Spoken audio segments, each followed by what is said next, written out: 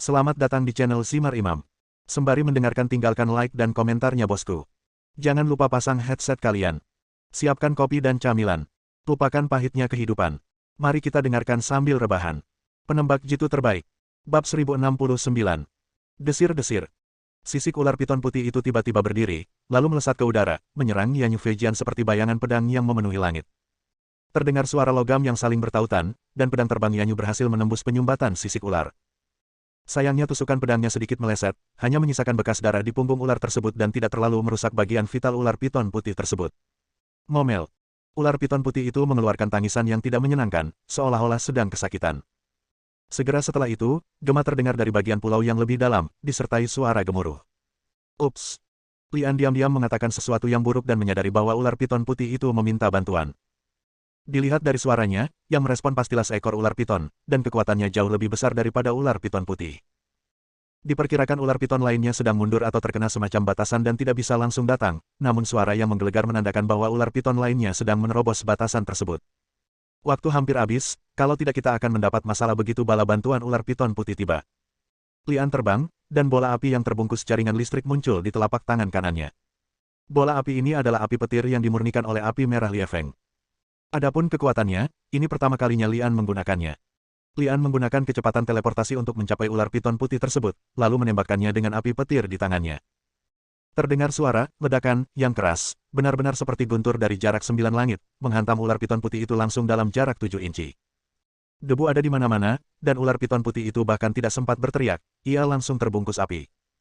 Tempat di mana ia langsung terkena petir dan api meledak, dan tubuhnya yang keras hampir hancur menjadi dua bagian. Kekuatan guntur dan api ternyata begitu dahsyat, jauh di luar dugaan Lian. Dari sudut pandang ini, bahkan jika orang kuat kaisar bela diri tingkat ketiga muncul, dia masih bisa bertarung dengannya. Aroma daging ular panggang memenuhi udara, tapi Lian tidak nafsu makan sama sekali. Meskipun ia berhasil memburu ular piton putih, ular piton lain yang lebih kuat dari ular piton putih akan segera hadir. Masih belum diketahui apakah ia bisa mengalahkan pihak lain. Jika Angli sendirian, dia akan pergi tanpa ragu-ragu. Namun, tubuh Guyu ditutupi lapisan es, dan bahkan ada sedikit udara dingin yang keluar dari kepalanya. Jika mereka diganggu saat ini, terobosan mereka tidak hanya akan terpengaruh, tetapi mereka juga akan menderita penyakit serius.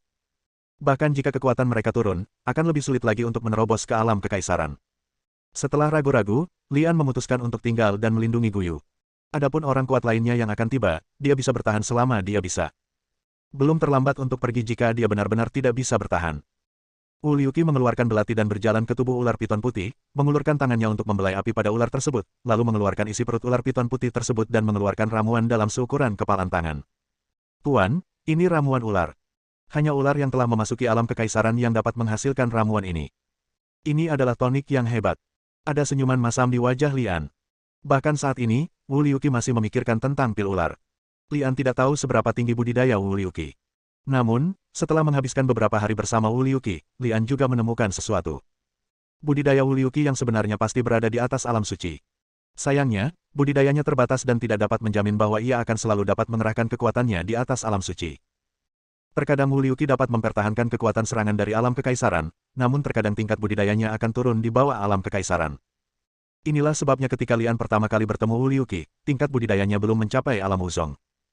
Sayangnya, tingkat kultivasi Wu Liuqi sekarang berada dalam tahap penurunan, dan dia saat ini hanya berada di tingkat kedua kaisar bela diri. Menghadapi serangan dari Master, Wu Liuqi dapat mengandalkan budidayanya sendiri dan harta di tubuhnya untuk melindungi dirinya sendiri, tetapi jika dia diharapkan untuk membunuh musuh yang kuat, dia akan kecewa. Oleh karena itu, jika musuh yang kuat menyerang nanti, Wu Liuqi pasti akan bersembunyi di belakang. Yang bisa mereka lakukan hanyalah berteriak dan bersorak, tapi mereka tidak mengambil tindakan sama sekali. Bang! Saat ledakan datang, suara gemuruh terdengar sepanjang itu.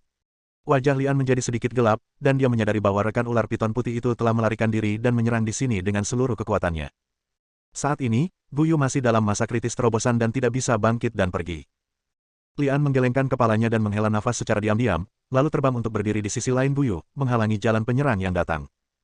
Dia memegang pedang api merah yang diubah oleh api merah Liefeng di tangan kanannya, dan diam-diam mencubit Yanyu Flying Sword di tangan kirinya, bersiap untuk pertempuran. Gemuruh.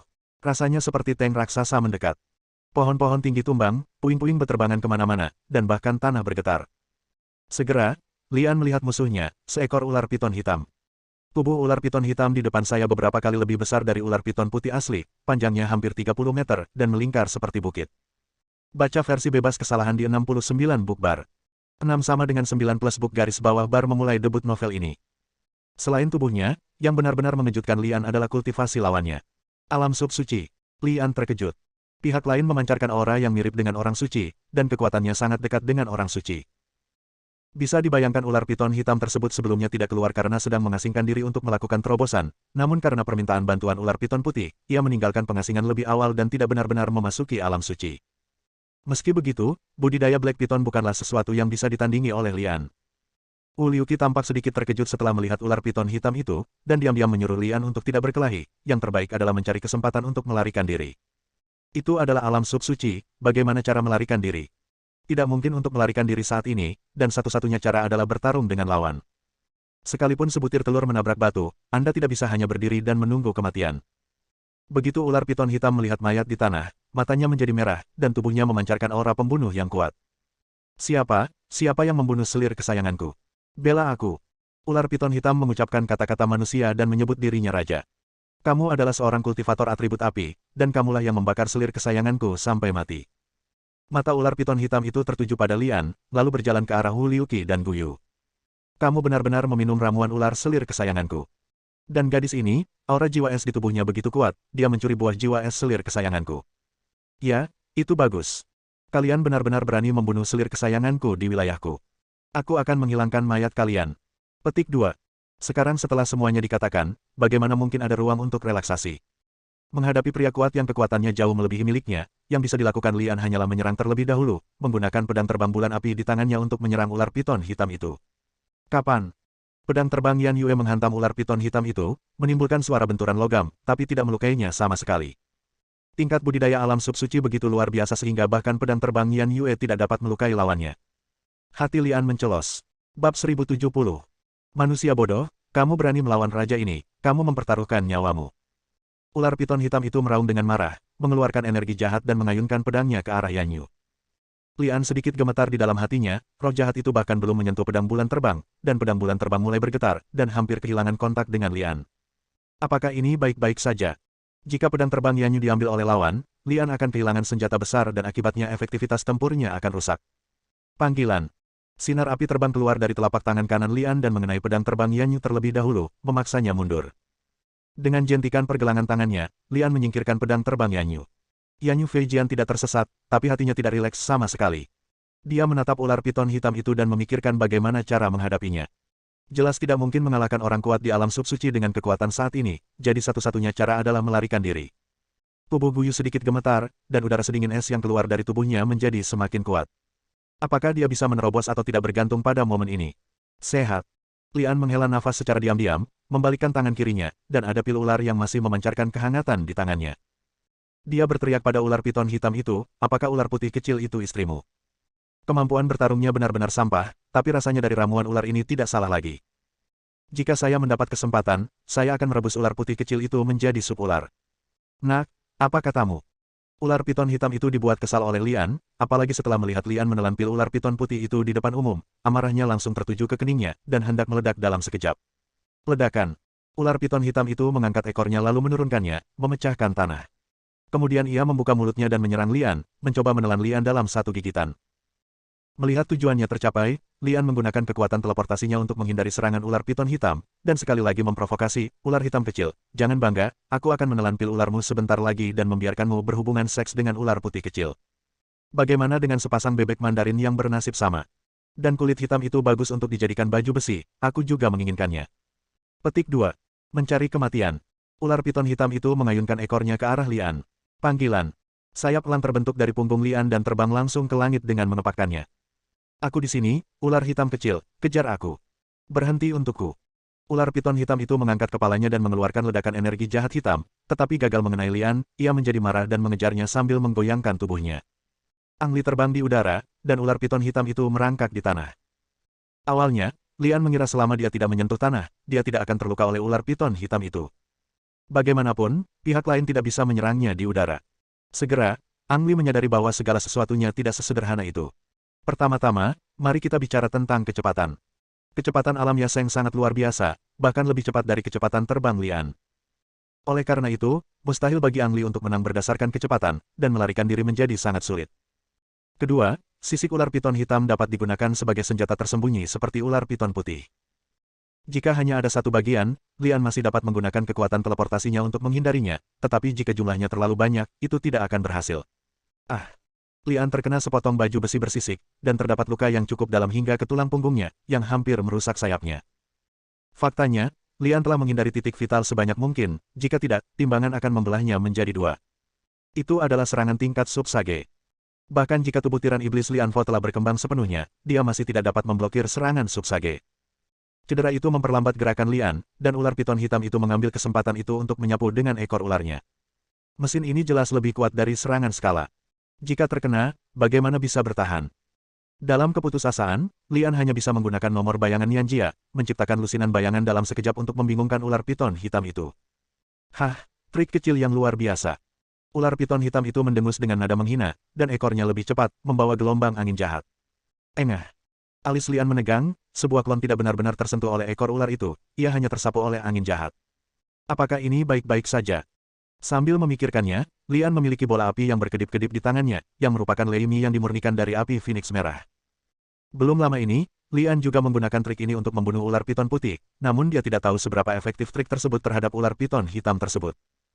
Melihat ada bola api yang menyambar petir di tangan Lian, ekspresi ular piton hitam itu sedikit berubah, tapi kemudian dia mendengus dengan jijik. Lusinan Lian bergegas menuju ular piton hitam itu bersama-sama, dan suara ledakan, gemuruh, terdengar tanpa henti. Hanya ada satu penghancur petir yang sebenarnya, dan sisanya hanyalah hantu, dan kekuatan penghancur yang ditimbulkannya sangat terbatas. Ekor ular piton hitam menyapu ribuan pasukan dengan satu gerakan, mengalahkan semua klon Lian dalam satu tarikan napas. Rentan. Ular piton hitam itu mencibir, matanya mencari tulang Lian di dalam debu, tapi ekspresinya tiba-tiba berubah. Hah! Ekspresi ular piton hitam itu sedikit berubah, dan dia tiba-tiba mendongak, hanya untuk melihat cahaya hitam turun. Ledakan. Segalanya barusan hanyalah tipuan. Lian memanfaatkan perhatian ular piton hitam itu untuk bersembunyi, dan menindaklanjutinya dengan serangan diam-diam, mengenai Lei Mi ke mata ular piton hitam itu. Betapapun tinggi tingkat budidaya ular piton hitam, matanya juga menjadi salah satu kelemahannya. Setelah terkena Lei Mi, ia langsung meledak sehingga menyebabkan darah dan daging beterbangan kemana-mana. Hati Lian tenggelam ke dasar. Pukulan terkuat yang dia coba lakukan dengan susah payah hanya meledakkan salah satu bola mata lawan dan tidak menyebabkan kerusakan lagi. Salah satu mata ular piton hitam itu lumpuh, dan dia benar-benar kehilangan akal sehatnya dan menjadi gila. Ups! Lian diam-diam berteriak, tetapi saat dia hendak pergi, dia dikelilingi oleh ular. Ular piton hitam itu mengangkat kepalanya dan menghalangi jalan di udara, mencegah Lian pergi, dan dia akan menggigitnya dengan darah. Mulut. Saat ini, ular piton hitam itu sedang gelisah dan menoleh ke arah pantai. Lian memanfaatkan kesempatan ini dan menggunakan kekuatan teleportasi untuk melarikan diri ke udara. Di saat yang sama, dia mengerutkan kening dan melihat ke arah pantai.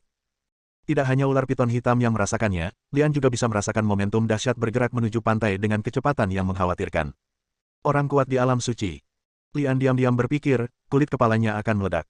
Aura menuju pantai jauh lebih kuat daripada ular piton hitam, dan dia jelas merupakan orang kuat di alam suci. Lian bahkan tidak bisa menghadapi orang di bawah alam suci sekarang, apalagi pembangkit tenaga listrik alam suci sejati.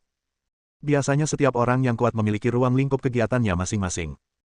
Misalnya ular piton hitam telah menyebutkan sebelumnya bahwa ini adalah wilayahnya, dan biasanya orang kuat lainnya tidak akan datang ke wilayahnya, jika tidak maka ia akan bertarung sampai mati untuk mempertahankan wilayah dan kekuasaannya. Namun, berbeda dengan orang kuat yang wilayah kekuasaannya lebih tinggi darinya. Ular piton hitam itu tidak berniat bertarung dengannya. Sebaliknya, dia melepaskan keterikatannya dengan Lian dan segera berbalik dan lari. Dari ketakutan yang dimiliki alam suci terhadap yang kuat di alam suci, kita dapat melihat betapa menakutkannya keberadaan yang kuat di alam suci. Bab 1071. Sesosok melintas, diikuti oleh Wu Liuqi dan muncul di samping Lian, dengan wajah berat dan mata menatap ke kejauhan.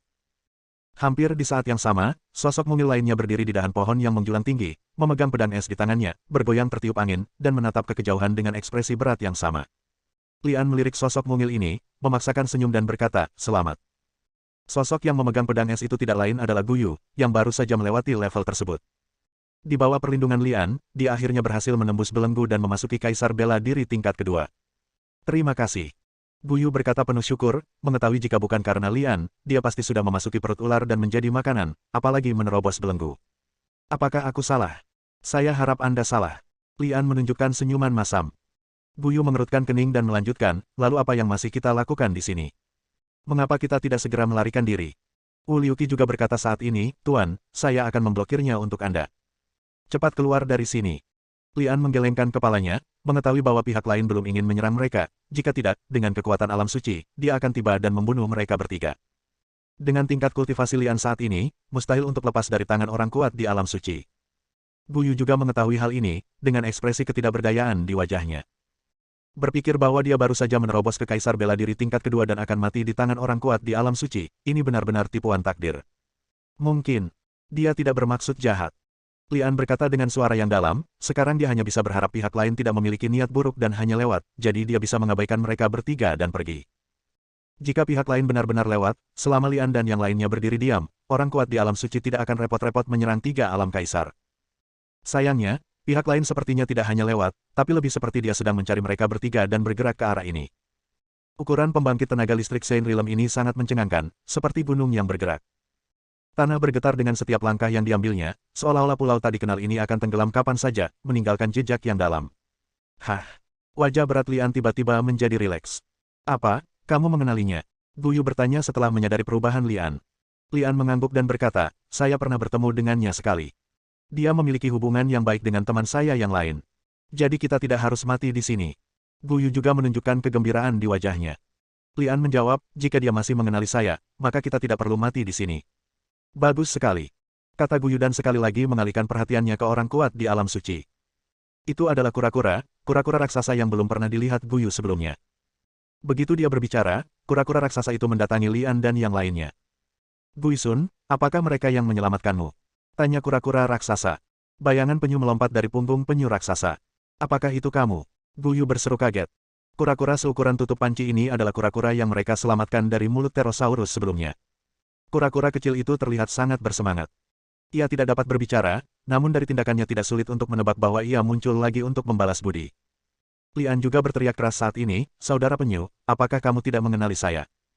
Kura-kura raksasa itu menundukkan kepalanya yang besar, memutar matanya, lalu berteriak gembira, apakah kamu saudara monyet itu? Ya, ini aku. Lian menghela nafas lega saat melihat pihak lain mengenalinya. Kaisar Realm, sepertinya kamu memiliki peluang bagus setelah pergi dari sini, kata kura-kura raksasa.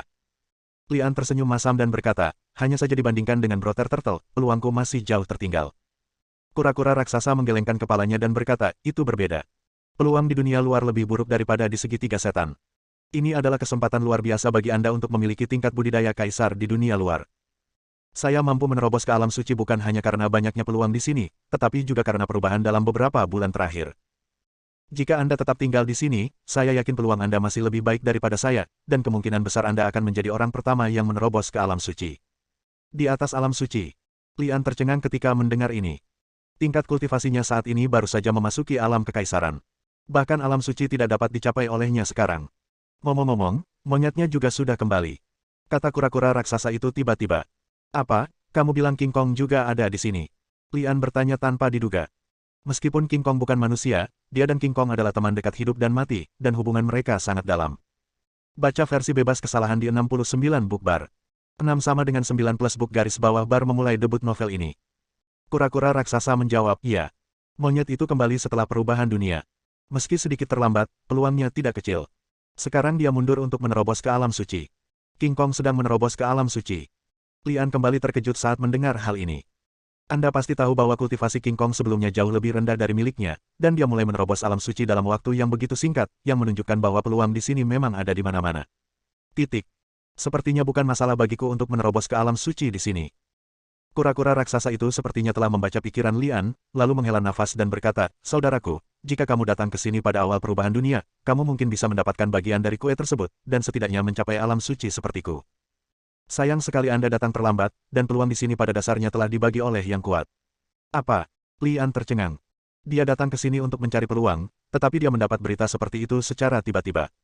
Peluang telah terpecah, bagaimana mungkin? Namun mengingat seekor burung gagak pun memiliki tingkat budidaya di alam subsuci, sepertinya itu adalah hal yang masuk akal. Tidak peduli berapa banyak peluang yang ada di segitiga setan, itu masih belum cukup untuk dibagikan kepada begitu banyak hewan, bukan? Dari mulut penyu raksasa tersebut, saya mengetahui bahwa memang tidak banyak peluang di segitiga setan, dan peluang Guyu untuk mendapatkan buah jiwa es dianggap sebagai peluang langka. Sekarang, hanya ada 10 orang kuat di alam suci di segitiga iblis. Mereka masing-masing menempati satu sisi, menunggu kesempatan kedua datang. Kesempatan kedua adalah perubahan kedua di langit dan bumi. Ketika saatnya tiba, peluangnya akan semakin besar, dan orang-orang berkuasa di alam suci akan memasuki alam yang lebih tinggi. Lian mengerutkan kening. Kesenjangan antara dia dan orang-orang kuat di alam suci terlalu besar sekarang. Jika setelah perubahan kedua di dunia, orang-orang kuat yang memasuki alam suci pertama kali melangkah ke alam lain, mereka akan dibuang sepenuhnya. Yang terpilih, pertempuran dahsyat. Ini semua akan menjadi lelucon. Sebenarnya peluang tidak hanya terbatas pada segitiga setan, peluang tidak wajar juga akan muncul di tempat lain. Selain itu, setidaknya perlu waktu 1 tahun sebelum perubahan kedua di langit dan bumi terjadi. Jika Anda ingin datang ke sini untuk mencari peluang, pertama-tama Anda bisa keluar dan memikirkan cara untuk meningkatkan kultivasi Anda. Saran penyu raksasa. Lian merasa apa yang dikatakan kura-kura raksasa itu masuk akal. Daripada membuang waktu di sini dan mengambil risiko dibunuh oleh pembangkit tenaga listrik tingkat suci kapan saja, dia sebaiknya pergi keluar untuk mencari peluang dan kembali setelah dia menjadi lebih kuat. Bab 1072. Menurutmu tingkat kultivasi apa yang bisa saya capai sebelum saya bisa kembali? Lian bertanya. Kura-kura raksasa itu berpikir sejenak dan berkata, setidaknya kita harus mencapai alam sub-suci, kan? Jika kita bisa memasuki alam suci, itu akan lebih baik. Tanah suci. Lian mengerutkan kening. Dia setidaknya harus mencapai alam suci sebelum dia dapat memenuhi syarat untuk bersaing dengan ahli alam suci lainnya untuk mendapatkan peluang yang dibawa oleh perubahan berikutnya di langit dan bumi. Awalnya, Lian ingin bertemu King Kong, tetapi kemudian mengingat King Kong berada pada saat kritis untuk menyerang alam suci, dia tidak mengganggunya dan memutuskan untuk pergi dari sini dulu. Untuk membalas Lian dan yang lainnya karena telah menyelamatkan cucunya, kura-kura raksasa itu memberi mereka bertiga beberapa keuntungan, dan kemudian secara pribadi mengirim mereka bertiga keluar dari segitiga setan untuk mencegah mereka bertiga diserang oleh orang kuat lainnya. Laki-laki dalam perjalanan pulang. Setelah meninggalkan segitiga setan, Lian dan rombongan menaiki kapal dagang untuk mendarat, lalu bersiap untuk kembali ke Tiongkok.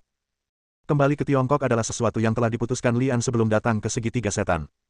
Pertama, Tiongkok memiliki banyak gunung, tanah, mitos dan legenda yang terkenal. Ang Li meyakini mitos dan legenda tersebut ada kaitannya dengan perubahan dunia. Dahulu kala, dunia juga mengalami perubahan serupa seperti saat ini, dan beberapa orang kuat muncul dari langit. Sulit bagi orang awam untuk memahaminya, sehingga mereka mengaitkan orang-orang kuat itu dengan dewa, makhluk abadi, setan, del, sehingga bermunculanlah berbagai mitos dan cerita. Konfirmasi ini juga didapat dari Wu Liuqi. Faktanya, Wu Liuqi sendiri adalah salah satu buktinya. Perubahan skala kecil terjadi di dunia beberapa dekade yang lalu, dan Wu Liuqi mendapatkan kesempatannya dalam perubahan tersebut. Setelah akumulasi selama beberapa dekade, budidaya Wu Liuqi menjadi tak terduga seperti sekarang ini. Kedua, sudah lama sekali saya tidak meninggalkan Tiongkok. Orang tua, guru, dan banyak orang lainnya kehilangan kabar, jadi saya harus kembali dan memeriksa situasinya. Awalnya, Lian ingin terbang kembali ke Tiongkok secara langsung, tetapi setelah mendarat, dia menyadari bahwa jaringan listrik telah diledakkan dalam beberapa hari terakhir, dan semua orang mendiskusikannya. Lian, kamu pengecut, kemana saja kamu? Jika kamu punya nyali, keluarlah dan lawan aku, Ying Yue, sampai mati. Lian, cepat keluar dari sini, kami, suku mesin, akan membuatmu membayar dengan nyawamu. Kemana perginya pria bernama Lian itu? Cepat keluar, kalau tidak semua orang tidak akan memiliki kehidupan yang baik. Aduh, orang kuat lainnya di alam Yadi telah meninggal. Segera Lian membereskan semuanya. Ternyata dialah yang menyebabkan masalah tersebut dengan membunuh burung nasar tersebut.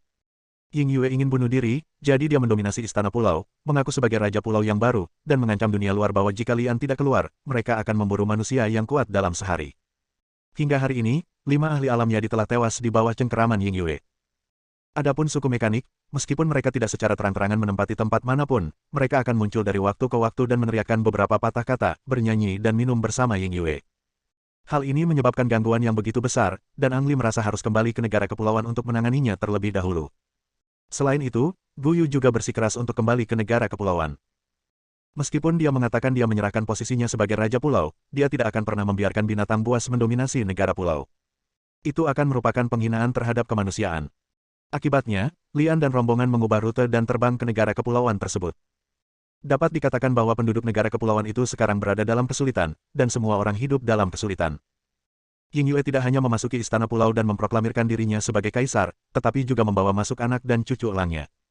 Pada masa-masa awal, manusia terlalu gila untuk berburu burung nasar. Saat ini, keluarga burung nasar melancarkan balas dendam yang lebih gila lagi, langsung memakan manusia. Burung nasar terbang bebas di negara kepulauan tanpa ada yang berani menyakiti mereka, dan mereka telah melakukan banyak kejahatan. Belum lagi polisi tidak berani mengurusnya, bahkan orang kuat itu pun tidak berani melangkah. Dapat dikatakan bahwa siapapun yang maju akan disiksa sampai mati oleh Ying Yue. Di dalam istana pulau, Musashi Zetsu dan Miyamoto Kohe diikat dan digantung di udara. Keduanya terlihat dalam kondisi yang tidak baik, lengan kanan Musashi Zetsu hilang, dan lengan yang patah itu berlumuran darah dan terlihat sangat menakutkan. Miyamoto Xiaohe tidak memiliki lengan atau kaki yang hilang, tetapi seluruh tubuhnya dipenuhi bekas luka. Belum lama ini, Ying Yue menumpahkan darah keluarga Musashi dan menangkap Musashi Zetsu dan Miyamoto Xiaohe hidup-hidup. Jika Musashi Zetsu tidak menerima kabar tersebut terlebih dahulu dan membiarkan keluarga Musashi melarikan diri terlebih dahulu, tidak ada satupun keluarga Musashi yang akan selamat. Apakah kamu istri Lian? Tanya Ying Yue. Miyamoto Xiaohe menjawab dengan dingin, ya dan tidak. Apa maksudmu? Tanya Ying Yue. Miyamoto Xiaohe menjawab, saya memang pernah menjadi istri Ang Li sebelumnya, tetapi saya menceraikannya beberapa hari yang lalu. Perceraian. Hubungan antar manusia kalian sungguh rumit. Tapi aku tidak terlalu peduli tentang itu. Baca versi bebas kesalahan di 69 book bar. 6 sama dengan 9 plus book garis bawah bar memulai debut novel ini. Karena kamu adalah istri Lian, beritahu aku di mana dia berada, jika tidak hari ini adalah kematianmu. Kata Ying Yue dengan dominan. Alis Miyamoto Xiaohe menegang, tetapi dia tidak mengatakan apa-apa, dia hanya berada di kaisar bela diri tingkat pertama, dan dia bahkan tidak bisa mengalahkan Ying Yue dengan satu gerakan. Lusinan penjaga lapis baja perak menyisir bulu Ying Yue dan merawatnya dengan hati-hati, sementara orang-orang dari beberapa stasiun TV di seberang menunggu dengan gemetar. Pergilah. Sayap Ying Yue bergerak sedikit, dan lusinan penjaga lapis baja perak terlempar. Mari kita mulai. Ying Yue memerintahkan orang-orang di stasiun TV untuk melakukan siaran langsung TV. Lian, tolong dengarkan aku. Jika kamu tidak keluar dan mati hari ini, maka wanita ini akan menjadi makanan klan burung nasar kita. Setelah jeda sebentar, Ying Yue mengalihkan layar ke Musashi Zetsu. Saya melihat puluhan burung nasar terbang untuk saling menggigit. Dalam sekejap, pemimpin klan Musashi dan orang kuat di alam Yadi telah mati dan menjadi santapan para burung nasar. Engah. Miyamoto Xiaohe menyaksikan pemandangan ini dengan matanya sendiri dan sangat marah hingga dia muntah sampai mati dan pingsan di tempat. Burung hering itu tersenyum bangga. Begitu adegan itu disiarkan, negara kepulauan itu mengalami teror yang lebih besar. Orang-orang menuduh Ang Li meninggalkan istrinya dan bertindak seperti pengecut yang tidak berani keluar. Tepat ketika orang-orang sedang membicarakan hal itu, pesawat yang membawa Ang Li dan Xiaohe Miyamoto tiba di Bandara Kyoto. Bang! Bahkan sebelum pesawat mendarat, ada getaran dari badan pesawat, lalu bokong terangkat dan menghantam tanah dengan keras. Ternyata ada burung nasar yang kebetulan lewat di sini, dan ketika melihat pesawat mendarat, tiba-tiba ia bercanda dan memotong sebagian pantat pesawat. Alam Yadi. Seseorang di tempat kejadian mengenali budidaya burung nasar dan berteriak kaget, bagaimana dia berani ikut campur dalam urusan orang lain. Hah! Hering awalnya ingin menonton pertunjukan bagus tentang kecelakaan pesawat, tetapi pesawat yang kehilangan pantatnya perlahan berhenti di tanah, dan orang-orang yang ketakutan melarikan diri dari pintu darurat. Burung hering itu sangat marah saat melihat ini, dan menukik ke bawah untuk menyerang lagi. Sutra. Pedang sedingin es tiba-tiba muncul dari dalam kabin dan memotong burung nasar alam Yadi menjadi dua dengan satu serangan. Bersambung.